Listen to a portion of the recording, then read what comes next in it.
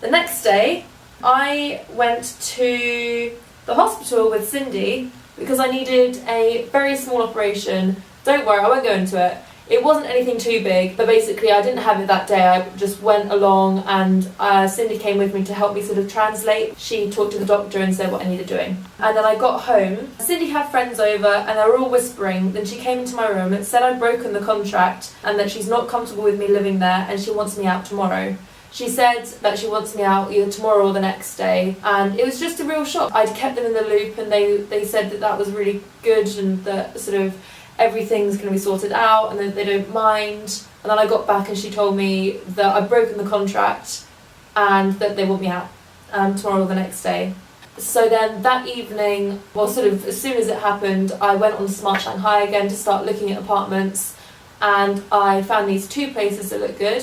So that evening I went to visit both of them. The first one I really liked and I thought, yeah, okay, I could live here, yeah, sure. And I was thinking about taking it, but then I remembered I'd booked to see the second one as well, which I'd forgotten earlier on. So I went to the second one as just like I might as well because I've booked the viewing. And I got to the second one and it was perfect. There were 2 Italian people and a Spanish guy who I would be living with, and they sort of showed me around the apartment, and then they took me out to this lasagna and wine tasting evening, and I just spent the evening with them and it was perfect. Like, it was really good. It was completely different to what I'd experienced in Shanghai up till then, and they were just so friendly and so nice, and the apartment was perfect. And spoiler alert, that's where I am now. I moved into this place. Then the next day I went to university, and when I came back, I talked to Cindy about sort of how much money I'd be getting back, and Joseph was with her, surprise, surprise, and they said that out of the 3,300 I'd given them, I'll only be getting 834 back. That's in renminbi, by the way, is like Chinese yuan, so that's Chinese money. So I'd lost the equivalent of about £250. See, they said that I'd broken the contract and that they were being generous giving me that much back. But actually in the contract there is nothing that I'd broken. So I was trying to argue the case that I hadn't broken it and that I should be getting it all back because they have just decided to kick me out. So they're breaking the contract, so I should get my money back. And they were saying the argument that I did break the contract. They've been so nice to me, they're being so generous to give me anything back. So it was quite a tense conversation, and obviously Joseph was the one who decided to step in and say all of that, and step sort of all over Cindy and wouldn't let me talk, and he was a dick basically. So then I started packing simultaneously, trying to send an email to the university because they have an international students department, and I thought that maybe someone from the university could come and sort of be a middleman and help out and see what I could do. But the Joseph turned the Wi-Fi off because I think he heard me typing. In the end, someone from the university did come. This was like a few hours later, and Cindy and everyone was knocking on my door saying they want me gone. So I was like frantically trying to pack everything away. And then the guy from the university came, and the next 20 minutes, because Cindy had to go for work, she didn't, but the next 20 minutes was spent with Joseph and Cindy, well mainly Joseph, just talking at him relentlessly, non-stop, not letting me or him get a word in edgewise. And they also painted the picture that the robbery, they made it seem like it didn't happen at all. They kept calling it like, oh, her problems on Monday, or oh, her situation, like they was, and they explained to him in Chinese, and basically they were saying that I either dreamed it or that I'm just mentally unstable, and imagined the whole thing. And that was one of the most ridiculously hurtful things you could do to anyone, is just to make them sound like they're insane or that they made the whole thing up. Like, I was hysterically crying down the phone to my friends, and I was out of bed when the robber was still there. Like, I wasn't dreaming at all. But anyway, long story short, after a lot of talking with them, I just agreed because I couldn't be bothered to argue anymore.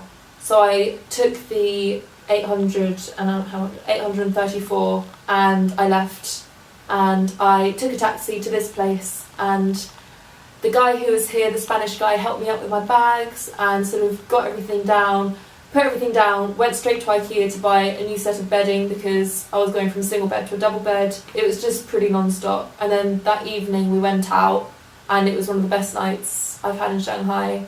But it was just such a long day, and it was like the whole week. I mean, that's just 3 days. It was ridiculous, like, man. Whew.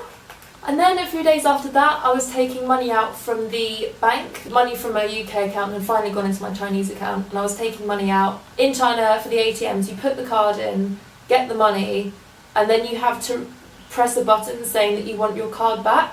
And if you don't do that, then it's just left in there. And so I was sort of just stuck in the habit. So I put the card in, took my money and left. And my card was still in the machine, and my PIN number was already inputted. And I realised about half an hour after that, because I went for a meal, about half an hour after that, I was buying bananas. And I looked into my purse and I realised my card wasn't there.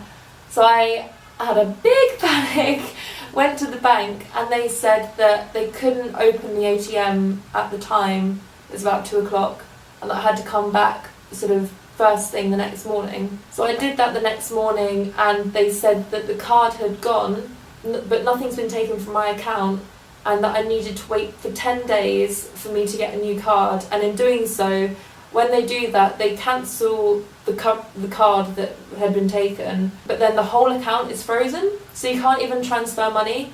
So I paid the first month's sort of chunk of rent to my new landlord, my current landlord now, but she wants rent in sort of 2 month chunks. So I had to sort of talk to her about sort of needing some extra time because of this bank card fiasco, and man, it's just been a lot of stress regarding banks and money in China. A few days after the bank thing, I got the operation. It was a local anaesthetic, so a few injections and then the operation, and it hurt. But I got it done, and so that was good when I got that done. I think that's everything. I don't think I missed anything out. So it goes moving into alright apartment, turning into apartment of hell and doom, being robbed, being taken to hospital, being kicked out, finding dream apartment, losing bank card, having operation, and that was all within 7 days. I mean, it was very insane. And that was my second week of being in Shanghai. It wasn't what I was expecting, to be honest with you. I don't think it's what anyone would expect, especially that it was literally one day after the other, another ridiculous thing happened. And I was sort of saying to Chris, sort of towards the end of the week, everything bad that could have happened has happened. And then that day, I lost my bank card, and I was like, nope, now it has. I do want to say, even though that was sort of the worst week, like everything that could have gone wrong did, I still, every night, I still went to bed really happy and really glad that I was here. And now especially, now I am here in this dream apartment, and my flatmates are incredible and we're all such good friends. Like, I honestly couldn't be happier. So I hope wherever you are, you're happy and you're enjoying uni if you're at uni, or if you're family or friend of mine at home. I hope you're well. Thanks for watching. Bye!